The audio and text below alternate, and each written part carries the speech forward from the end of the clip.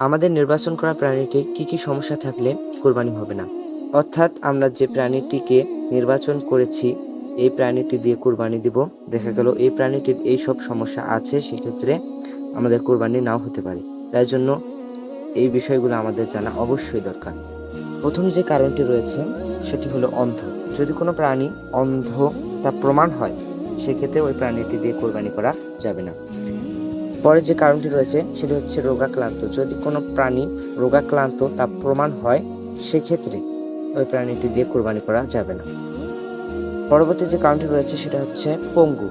একটি প্রাণী আমরা নির্বাচন করলাম, পরবর্তীতে দেখা গেল সে প্রাণীটির পা ভাঙ্গা অথবা দেখা গেল তার শিং ভাঙ্গা, তা যদি প্রমাণ হয়, সেক্ষেত্রে ওই প্রাণী দিয়ে কোরবানি হবে না। আল্লাহ তাআলা আমাদের সবাইকে সুন্দরভাবে কোরবানি দেওয়ার তৌফিক এবং যোগ্যতা দান করুক। আমিন। আসসালামু আলাইকুম রহমতুল্লাহ।